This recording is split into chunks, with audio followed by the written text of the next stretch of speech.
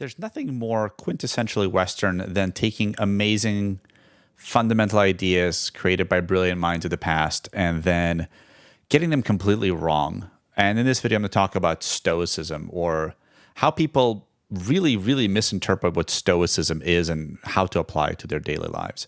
So Stoicism has gotten gotten very popular lately, and a lot of guys want to be Stoic, but very few of them actually bother to read what it means and how the ancient Greeks talked about Stoicism. And so this is kind of a follow-up to my previous video about how to not give a fuck. And a lot of guys will think that Stoicism is all about, again, trying to distance yourself and suppress your emotions. They think that what you're supposed to do is, instead of reacting to things with your emotion and with your instinct, you're supposed to react to things purely logically. And I remember being young and having these ideas about being logical as opposed to emotional. And as you get older, if you're honest, you start to realize that there's absolutely no way to be logical and not be emotional. There's no way to get rid of your instincts. People react like, oh, you shouldn't just act on your instincts. And they don't realize that if you don't act on your instincts, you don't have any reason to do anything. The only thing that is really you, that is really fundamentally the part of you that you can't change, in a sense, are your instincts. And your instincts tell you everything, and everything you do is because of them. And if you don't believe me, if you think you're some kind of Vulcan, think about it. Why do you eat? It's not because you have a logical reason, yes, I know I should eat. It's because your instincts tell you. Why do you sleep? Why do you breathe? If you didn't have emotional drives, you wouldn't do anything. You wouldn't try to get girls. You wouldn't try to make money. You would just lay down and die. So you cannot live you could live, you could survive, but you cannot function. You would not function without your instincts. And everything you do and all your facilities of logic are not there to override your instincts. They're there to serve your instincts. So if you want food, your logical skills, your logical faculties, if you will tell you, well, I could try to steal the food, but then I will go to jail. Or I could work, and then I will not go to jail, and I'll be fed longer term. So at best, your logic and your thinking and your foresight is there to help you better meet your instinctual fundamental drives. And in my previous video, I talked about, going along with your instincts. And the reason for that is that most guys have a hard time going along with their instincts. And the one we talked about in specific was scientifically called mate guarding. If you're dating a girl and she's spending a lot of time with some guy friends alone, or one guy friend alone, which tells you everything is fine, it's totally fine, but you feel bad, and people respond, they're saying, oh, you should get more involved, you shouldn't listen to your instincts. No, you should absolutely listen to your instincts. And some of our most important, valuable instincts are fear and disgust. These things keep us safe. And if you're not safe, you die. And these instincts are very, very well honed.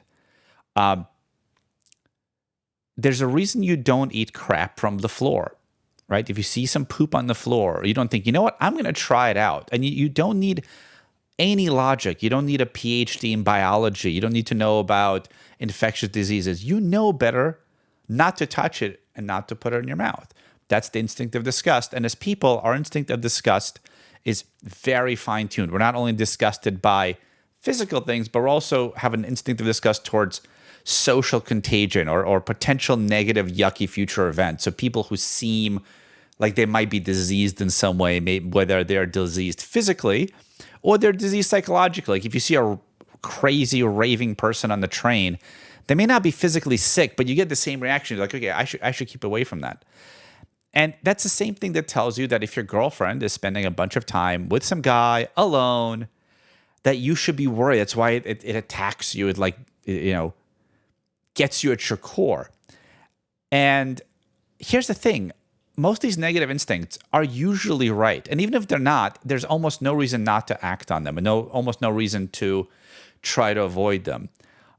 It turns out, if you want to know how right this is, guys aren't generally thought of having like really sharp instincts, but There's a study done, and there's been multiple studies done, that of the guys that have children, the ones who got tested, that tested their children for ancestry, found out that half of them, 50%, were not the fathers. That means that of the guys who suspected that their girlfriend or wife was cheating, at least 50% of them were right? And that doesn't even count the ones that were cheated, the girls that were cheated and they didn't get pregnant, right? Those are the ones that cheated and got pregnant. So there's got to be more that cheated and didn't get pregnant. So if you feel like your girlfriend might be cheating on you or your wife is cheating on you, my God, your instinct is probably right on. And all the bullshit that people tell you, hey, you got to be more stoic. You can't let this affect you. That's not stoicism. That's delusion. That's weakness. That's like being afraid to stand up for what you know and you feel is right because you can't find a rational reason or someone has an argument. Again, if someone can convince you that that's okay, they can convince you that it's okay to eat turds off the floor, can't they? If you can find a rational argument. That's not how it works. Stoicism is about honestly accepting reality as it is and then doing what you need to do in the face of that. So instead of, if you see your girlfriend being potentially unfaithful, you accept that, she might be cheating. You don't delude yourself into thinking, oh, everything is fine. That's not stoicism. And you also, don't try to like bear it, and you don't try to perhaps control her. You can tell her like, hey, don't do this. But ultimately you realize like all you can do is make choices for yourself. You can say, hey, I don't appreciate this. I'm leaving. Please change this or I'm leaving. And maybe you don't get, upset about it. You don't wish it was different. That's stoicism, like not getting up in your head and like, God, how I wish the world was different. That's what stoicism talks about. It doesn't talk about accepting the unacceptable. It talks about accepting things as they are and then choosing what to do about it. Okay, guys, so please don't get stoicism wrong. If you want to think you're stoic does not mean you're a rock. Stoic means that you are calmly, honestly looking at the world and then using your mind to make solid, again, honest decisions. Remember that 50%, 50% not your child statistic, right? The honest decision is that she's probably cheating on you, or at least putting herself in a situation that she might be cheating on you. Don't use stoicism as an excuse to be weak. Research it, read about it. Lots of good things have been written, and stop getting it wrong. All right. I hope this was helpful. And if you have any questions, leave me a comment.